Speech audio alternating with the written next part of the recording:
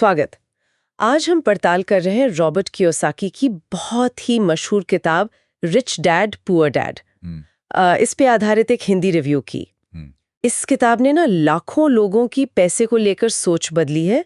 तो आज का मिशन यही है कि इसकी जो सबसे जरूरी बातें हैं, शायद थोड़ी चौंकाने वाली भी, उनको समझें। देखिए, ये किताब दो पिताओं की कहानी है। मतलब उनके जरिए पैसा कमाने और उसे संभालने के बिल्कुल अलग नजरिए दिखाती है। एक है गरीब पिता, वो अच्छी पढ़ाई, सिक्योर नौकरी, इस पर जोर देते हैं। हाँ। और दूसरे हैं अमीर पिता, जो कहते हैं भाई फाइनेंशियल फ्रीडम, संपत्ति बनाना वो जरूरी है। ये जो कॉन्ट्रास्ट है ना, यही किताब की जान है। देखते हैं इसमें क्या खास है। बिल्कुल। और ये कंट्रास्ट सिर्फ कहानी नहीं है, ये असल में सोच के दो ध्रुव हैं। कियोसाकी जो पारंपरिक सलाह है ना, जैसे स्कूल जाओ, अच्छे नंबर लाओ, नौकरी पाओ, हाँ। उसको सीधी चुनौती देते हैं। वो कहते हैं कि ये रास्ता आर्थिक सुरक्षा की गारंटी नहीं है, बल्कि कई बार हमें वो जिसे कहते हैं रैट रेस, उसमें फंसा देता है। हाँ, ये रैट रेस वाली बात तो बहुत सुनी है। तो इससे निकलने का रास्ता क्या है? किताब की सबसे बड़ी सीखों में से एक है शायद संपत्ति और दायित्व के बीच का फर्क समझना। सुनने में तो ये आसान लगता है, पर क्या ये वाकई उतना सिंपल है? हाँ, ये फर्क जानना ही मतलब गेम चेंजर है। किताब बहुत सरल भाषा में समझाती है। संपत्ति वो चीज जो आपकी जेब में पैसा डाले, और दायित्व वो जो आपकी जेब से पैसा निकाले। अच्छा। अब सोचिए, एक महंगा घर जिस पर शायद बड़ा लोन है, क्या वो संपत्ति है?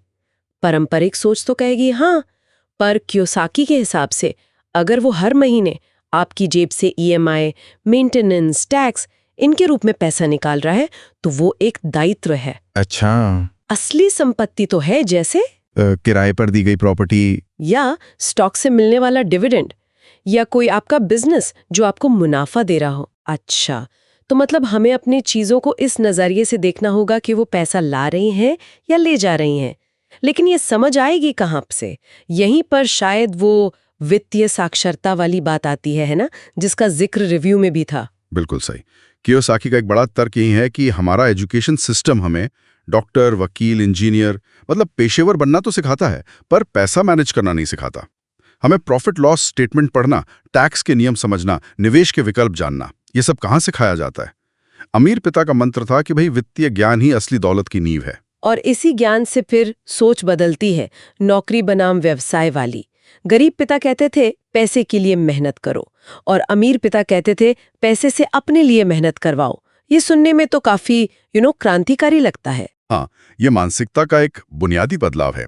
देखिए, इसका मतलब ये नहीं कि नौकरी बुरी है, पर कियोसाकी कहते हैं कि सिर्फ नौकरी पर निर्भर रहना वो थोड़ा जोखिम भरा है। असली फाइनेंशियल फ्रीडम तब है जब आपकी संपत्ति इतनी इनकम पैदा करने लगे कि आपको नौकरी की जरूरत ही ना रहे, और इसके लिए निवेश करना, इनकम के कई सोर्स बनाना और अपने पैसे को काम पर लगाना जरूरी है।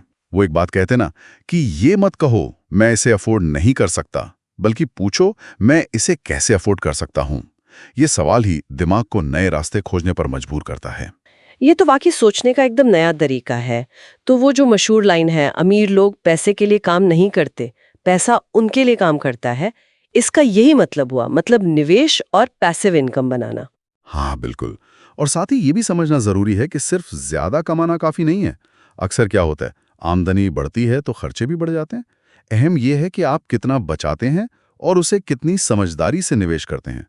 किताब ये भी कहती है कि आपका दिमाग ही आपकी सबसे बड़ी संपत्ति है, उसे ट्रेन करना जरूरी है। मतलब लगातार सीखते रहना, फाइनेंशियल दुनिया को समझना और कैलकुलेटेड रिस्क लेना, ये जरूरी है।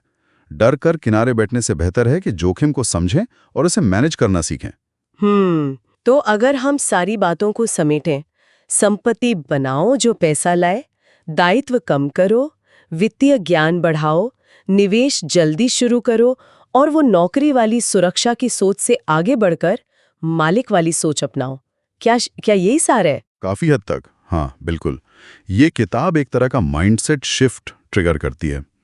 ये कोई जल्दी अमीर बनो टाइप स्कीम नहीं बताती, बल्कि सोच बदलने और एक लंबी अवधि की रणनीति बनाने पर जोर देती है। और ये उन सब के लिए है जो अपनी आर्थिक स्थिति को बेहतर बनाना चाहते हैं, चाहे वो स्टूडेंट हों, नौकरी पेशा हों या अपना कुछ शुरू करने की सोच रहे हों। लेकिन हाँ, एक बात ध्यान रखने वाली है किताब में दी गई कुछ अमेरिकी टैक्स या निवेश की रणनीतियां शायद हर जगह बिल्कुल वैसे ही लागू ना हो। और इसमें मेहनत लगती है, सब्र रखना होता है और समय भी लगता है। तो कुल मिलाकर रिच डैड पुअर डैड सिर्फ पैसे के बारे में नहीं है। ये पैसे को लेकर हमारी जो साइकोलॉजी है, जो सोच है, उसे बदलने के बारे में ज़्यादा है। ये हमें सिखाती है कि कैसे डर और लालच हमारे फाइनेंशियल फैसलों को चलाते हैं और कैसे हम उन पर काबू पा सकते हैं। यह हमें थोड़ा सुरक्षित रास्ते से हटकर सोचने और अपनी आर्थिक किस्मत खुद लिखने के लिए उकसाती है। बिल्कुल। और अंत में एक सवाल सबके सोचने के लिए छोड़ जाते हैं। हमारे स्कूल, समाज और परिवार ने हमें पैसे के बारे में जो कुछ भी सिखाया है, क्या वो हमें वाकई आर्थिक आज़ादी की तरफ ले जा रहा है, या फिर रिच डैड की तरह सोचने से शायद एक अलग, एक बेहतर रास्ता मिल सकता है।